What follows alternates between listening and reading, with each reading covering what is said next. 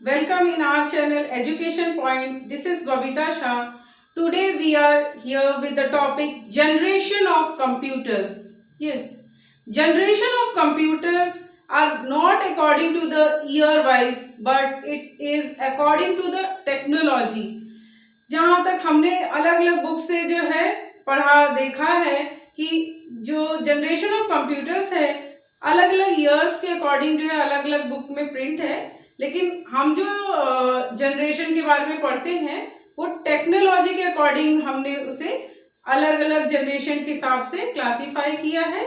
और हम यहाँ पर ये देखेंगे कि कंप्यूटर अलग अलग जनरेशन में किस तरह से जो है अलग अलग शेप्स में, साइज में और एफिशिएंसी के मामले में जो है यूज हुआ है।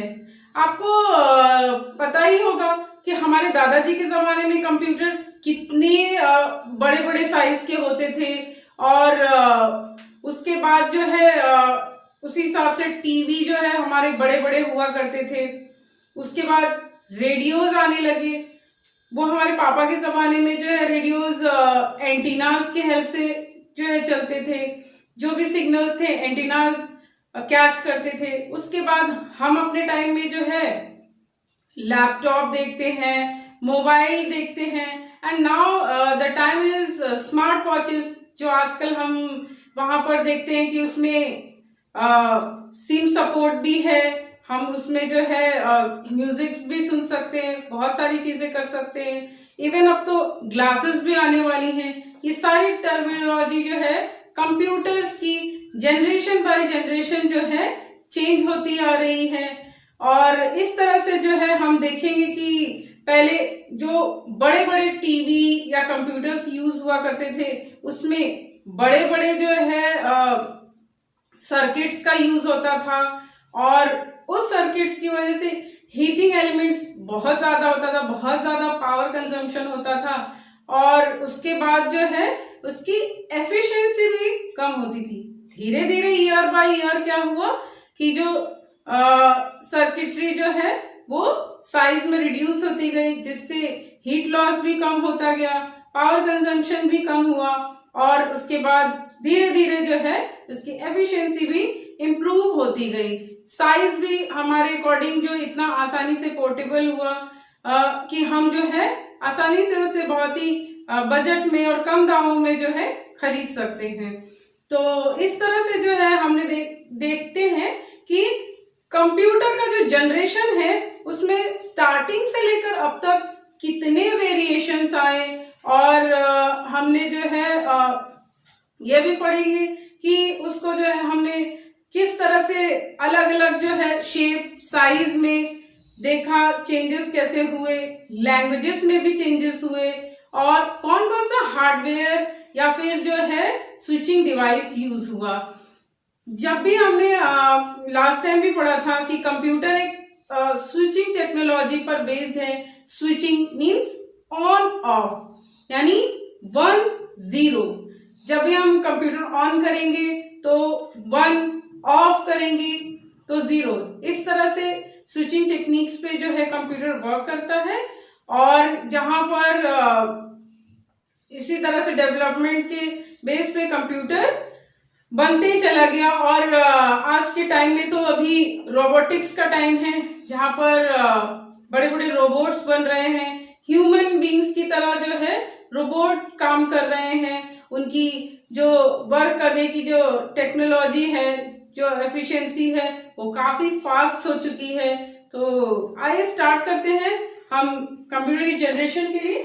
यहाँ पर मैंने जो है क्लासिफिकेशन के लिए एक टेबल बनाया है जिसमें कि पहला हमारा है जनरेशन, फिर हम पढ़ेंगे हार्डवेयर और टेक्नोलॉजी, यानी कौन सा हार्डवेयर यूज हुआ है, स्विचिंग डिवाइस क्या क्या है इसमें, कौन से यूज होते हैं, देन जिस जनरेशन में हम पढ़ रहे हैं उसके कौन कौन से लैंग्वेजेस हैं और जो कंप्यूटर सिस्टम बना है उसके क्या क्या एग्जाम्पल्स हैं। तो let's start with the first generation. First generation that is 1942 to 1955 जिसमें हार्डवेयर डिवाइसेस में वैक्यूम ट्यूब्स का यूज होता था,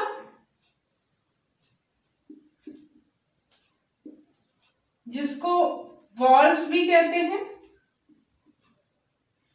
वॉल्व्स जो है ग्लासेस में इस तरह से ट्यूब फॉर्म रहता था, जो कि काफी ज्यादा स्पेस ऑक्यूपाई करता था। उसकी हीट भी जो है बहुत ज्यादा होती थी। पावर कंजम्पशन जो है ये सारे जो है बहुत ज्यादा मात्रा में होती थी। उस समय जिन लैंग्वेजेस का यूज होता था उसमें था machine level language,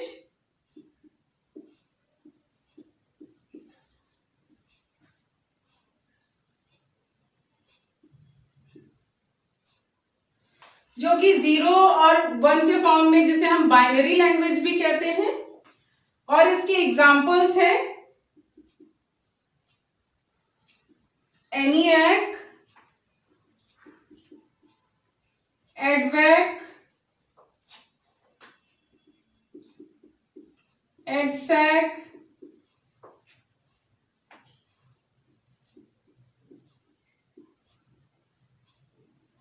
UNISAC. These are all examples of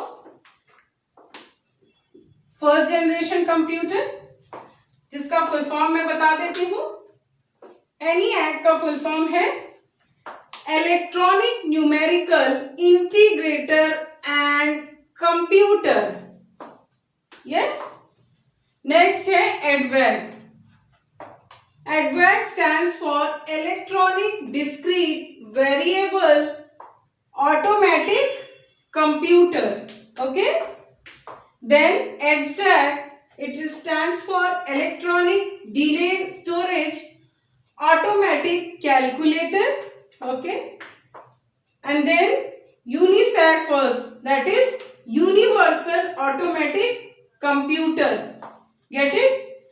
इस तरह से जो है हमने देखा कि इस स्विचिंग टेक्नोलॉजी में बहुत बड़े बड़े वॉल्व्स या ट्यूब्स का यूज हुआ, जिसकी वजह से जो है कंप्यूटर काफी बड़ा स्पेस, यानी एक रूम के बराबर स्पेस यूज करता था। उसके जो हीटिंग एलिमेंट्स थे वो भी काफी ज्यादा पावर कंज्यूम करते थे। तो इसके बाद अब हम जो है सेकेंड जनरेशन ऑफ कंप्यूटर्स को पढ़ेंगे। Second generation of computers,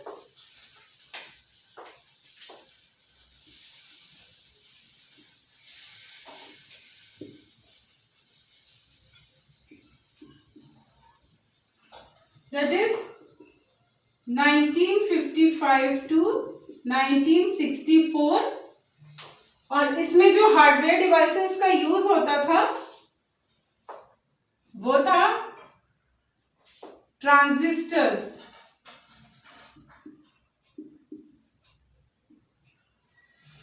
transistors में हम देखेंगे पीएनपी या फिर एनपीएन गेट्स का यूज हुआ है।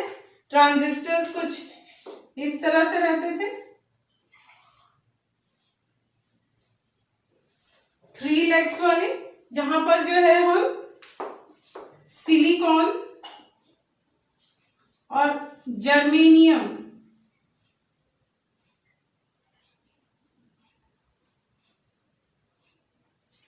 इन दोनों की प्लेट्स का यूज हुआ है।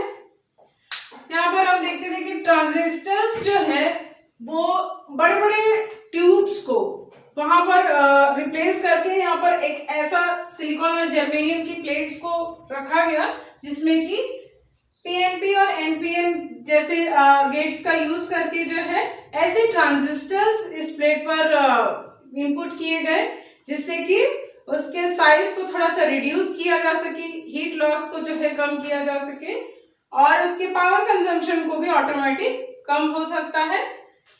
इस जनरेशन में जो लैंग्वेजेस यूज हुए वो ये इस तरह से, कुछ इस तरह से हमारे पास थे। असेंबली लेवल लैंग्वेज,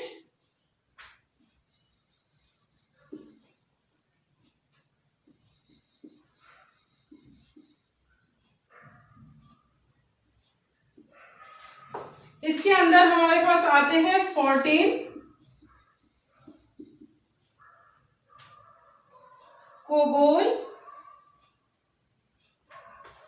14 कोबोल और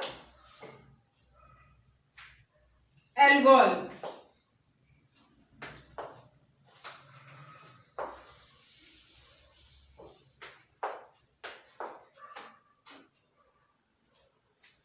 इस जनरेशन में जिन लैंग्वेजेस का यूज हुआ वो था असेंबली लेवल लैंग्वेज,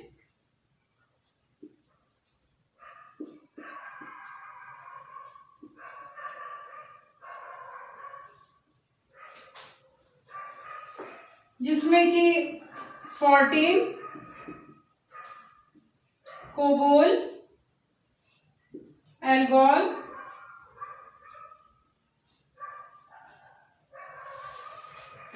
इनका यूज हुआ।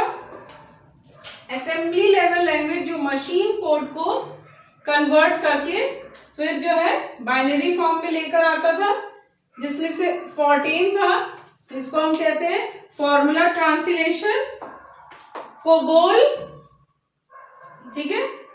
और नेक्स्ट है एल्गोल, मींस एल्गोरिथमिक लैंग्वेज, ठीक है फ्रेंड्स। और इस जनरेशन के कंप्यूटर्स के जो एग्जाम्पल थे वो थे यूनिवैक,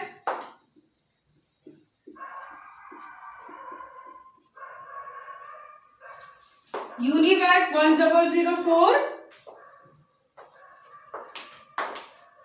IBM 1400 सीरीज, ठीक है फ्रेंड्स। IBM 1620 सीरीज, ठीक है फ्रेंड्स। देन नेक्स्ट जो हमारी generation I that is third generation after 1964। तो आप इसको नोट कर लीजिए, फिर मैं जो है थर्ड जनरेशन स्टार्ट करती हूँ।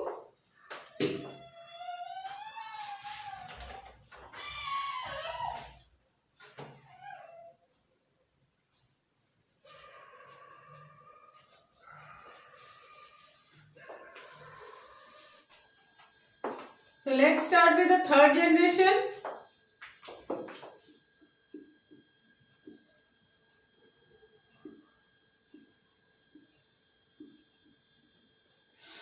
थर्ड जनरेशन में हमने देखा 1964 से 1975 तक रहा ये। देन हार्डवेयर टेक्नोलॉजी में हम यहाँ पे देखेंगे आईसी यानी इंटीग्रेटेड सर्किट। यहाँ पर जो है सिलिकॉन और जर्मेनियम की जो प्लेट्स होती थी उसमें डिफरेंट ट्रांजिस्टर्स को एक जगह फैब्रिकेट करके ये सर्किट्स को बनाया जाता था। आपने सुना है जब हमारे दादाजी के टाइम पे जो टीवी का जो सिस्टम, जो टीवी का बॉक्स जब खराब होता था तो कहते थे कि आईसी उड़ गई है, आईसी जो है बनवाना पड़ेगा। तो वो कुछ इसी तरह से जो है बड़े बड़े बॉक्सेस जो टीवी के रहते थे वहां पर बहुत सारे सर्किटरी, इंटीग्रेटेड सर्किट का ही होता था, जहां पे छोटे छोटे ट्रांजिस्टर्स लगे होते थे, जिसमें अलग अलग जो है फैब्रिकेशन के हिसाब से यहाँ रहता था, जैसे कि SSI, MSI, LSI, that is small scale integration, medium scale integration and large scale integration। यहाँ पर हमने लिखा हुआ है, तो हम यहाँ पर देखेंगे कि किस तरह से जो है ये आईसीज जो है सिलिकॉन और जर्मेनियम की जो है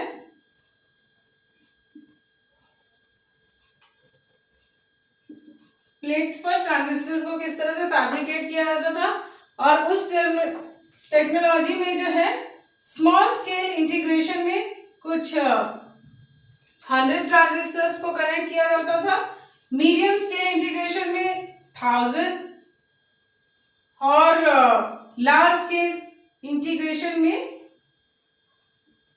1 लाख कुछ इतने ट्रांजिस्टर्स को जो है एक सर्किट के फॉर्म में फैब्रिकेट करके सर्किट को बनाया जाता था।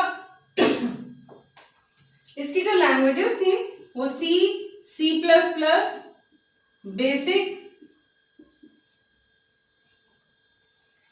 Basic stand for beginners all purpose symbolic instruction code. ठीक है फ्रेंड्स, ये सारी जो है लैंग्वेजेस का यूज हुआ है। इसके एग्जांपल्स हैं IBM 360, IBM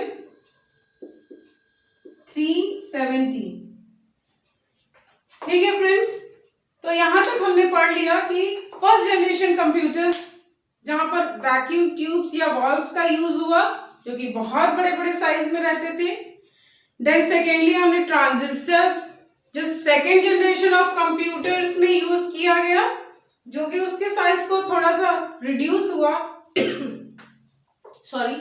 देन हमने जो देखा कि थर्ड जनरेशन ऑफ कंप्यूटर में इंटीग्रेटेड सर्किट्स का यूज किया गया है, जहां पर अलग अलग जो है सर्किट को जो है बनाया गया। कुछ यहाँ पर फैब्रिकेशन जो है कुछ इस तरह से किया गया कि वो प्लेट जो है छोटी होती गई और वहां पर जो भी सर्किटरी हुई कुछ इस तरह से, जहाँ पे हीट लॉसेस कम होगा, साइज को भी है कुछ रिड्यूस हुआ। यहाँ पर जो है हम देख सकते हैं कि जो हमारा मेमोरी कार्ड है या उससे भी छोटा साइज कुछ इतना बड़े साइज का आने लगा। आपको पता है फ्रेंड्स, पहले मेमोरी कार्ड जो है काफी छोटे जो भी आते थे उनका कॉस्ट कितना हाई था। अब जैसे जैसे जीबीज बढ़ती जा रही है वैसे वैसे उनका कॉस्ट रिड्यूस होता जा रहा है ड्यू टू सर्किटरी। जैसे जैसे सर्किट जो है कम से कम बनता जा रहा है, उसका साइज छोटा हो रहा है, उसमें मेमोरी कंजम्पशन भी ज्यादा हो रही है। तो ये सब जो है सर्किट की वजह से हो रहा है। और इस समय जो है हमारे डेस्कटॉप कंप्यूटर या जो बड़े बड़े टीवी के बॉक्सेस होते थे वो सारी सर्किटरी इसी सिस्टम पर बेस्ड होती थी। ठीक है, देन नेक्स्ट आते हैं हम फोर्थ जनरेशन ऑफ कंप्यूटर्स। आप इसको नोट कर लीजिए, फिर मैं इसको इरेज करके फोर्थ जनरेशन ऑफ कंप्यूटर को बताती हूँ। फोर्थ जनरेशन ऑफ कंप्यूटर,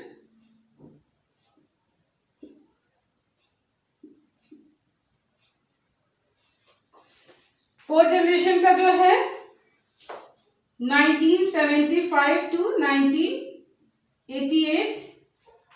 यहां पर जो हार्डवेयर या जो टेक्नोलॉजी यूज की गई वो थी आईसी का ही यूज हुआ और इसमें जो है फैब्रिकेशन हुआ वेरी लार्ज स्केल इंटीग्रेशन, जहां पर हम इसको आगे चल के माइक्रो प्रोसेसर,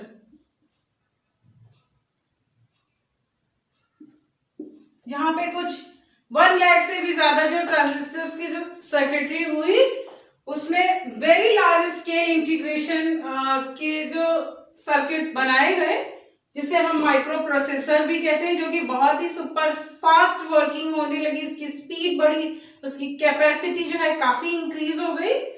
और यहाँ पर जो लैंग्वेजेस यूज किए गए हैं वो थे SQL यानी स्ट्रक्चर्ड क्वेरी लैंग्वेज और पास्कल। आपको पता है फ्रेंड्स, पास्कल एक ऐसी लैंग्वेज है जिसका कोई फुल फॉर्म नहीं है, बल्कि एक्चुअली एक साइंटिस्ट ने इस अपने लैंग्वेज को अपने सरनेम के नाम को ही दे दिया था। तो इसका कोई भी फुल फॉर्म नहीं, ये खुद में एक नाम है पास्कल। और यहाँ पर जो हम इसके एग्जाम्पल्स देखते हैं वो है क्रे फर्स्ट, क्रे सेकेंड, एप्पल और डेक 10। ठीक है फ्रेंड्स, तो ये कुछ एग्जाम्पल थे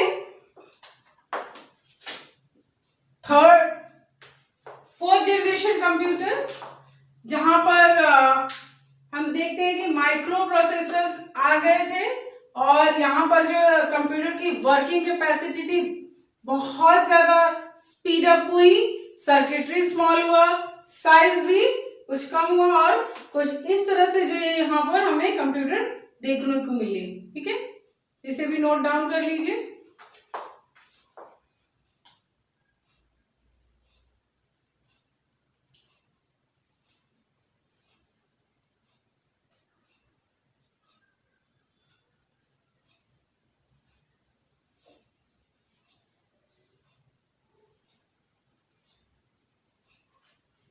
ठीक है मैम, फिफ्थ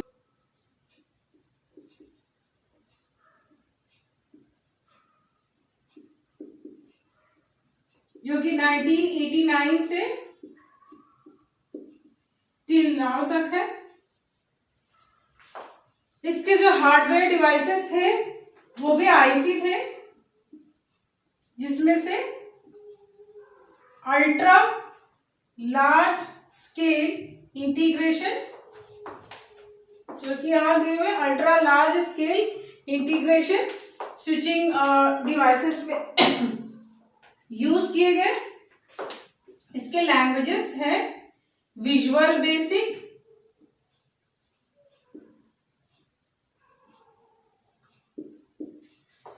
और फ्रेंड्स यहाँ पर जो है एआई का भी यूज हुआ, जो कि आर्टिफिशियल इंटेलिजेंस, जहां पर हम देखते हैं कि रोबोट्स भी बन रहे हैं। जो ये सर्किट इतना स्मॉल कर दिया है, ऐसी ऐसी प्रोग्रामिंग्स किए जा रहे हैं विजुअल बेसिक जैसे लैंग्वेजेस के थ्रू, ऐसे लॉजिक्स वहां पे सेट किए गए हैं कि रोबोट भी जो है हमारी बात को सुनकर समझकर एक्शन वही करेगा जो हम उससे चाहते हैं। तो उसके लिए जो है यूज किया गया आर्टिफिशियल इंटेलिजेंस, जो अभी भी हम देख रहे हैं कि वेदर फोरकास्टिंग या फिर मिलिट्री जो डिफेंसिंग के लिए होता है, यहाँ पर बहुत सारे ऐसे जगह के लिए बहुत यूजफुल है। और ये जो हमारे अभी आज के जो समय में जो टेक्नोलॉजी है यही चल रही है और आगे भी इस पे जो है डेवलपमेंट चल रहे हैं। हो सकता है कि इसके आगे भी बहुत सारी टेक्नोलॉजीज आए। तो उससे पहले जो है हम देखते हैं कि इस जनरेशन के कंप्यूटर्स में कौन कौन से एग्जाम्पल है, जिसमें कि पेंटियम पीसी,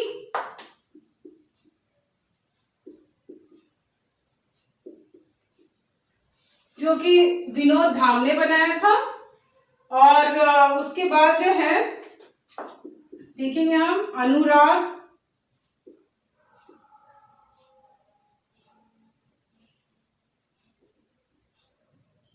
परम,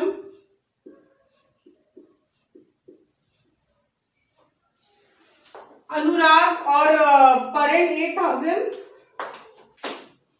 उसके बाद IBM notebook.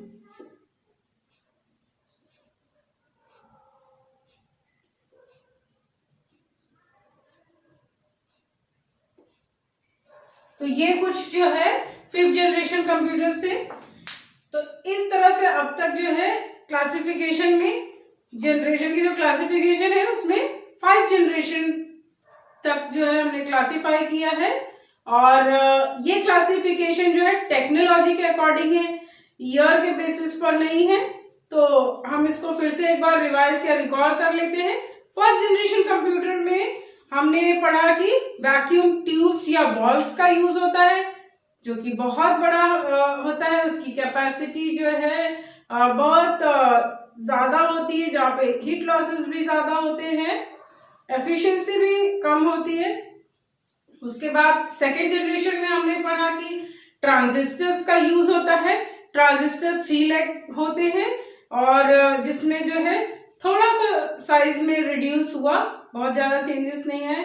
Then third generation में हमने देखा आईसी का यूज हुआ, जिसमें सिलिकॉन और जर्मेनियम प्लेट्स में आईसी की फैब्रिकेशन होने लगी। देन फोर्थ जनरेशन कंप्यूटर में हमने पढ़ा कि माइक्रो प्रोसेसर्स का यूज होने लगा। एंड फिफ्थ जनरेशन जिसमें हम अभी हैं वहां पर जो है इंटीग्रेटेड सर्किट का ही यूज है और उसमें अल्ट्रा लार्ज स्केल इंटीग्रेशन जो है इसका यूज किया जा रहा है, जहां पे AI, VB जैसे लैंग्वेजेस के द्वारा जो है रोबोटिक्स का जो है निर्माण हो रहा है।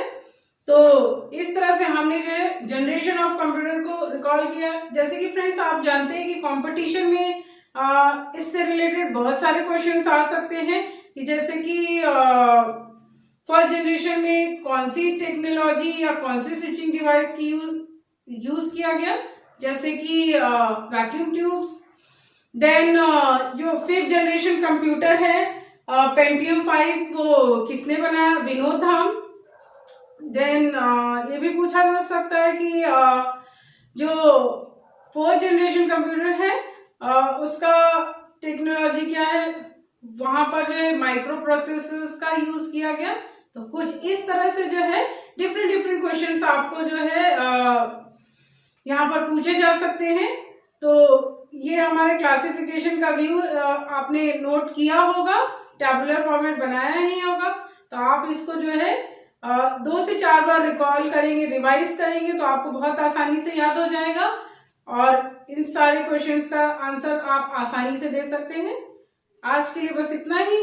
Till then take care and bye bye.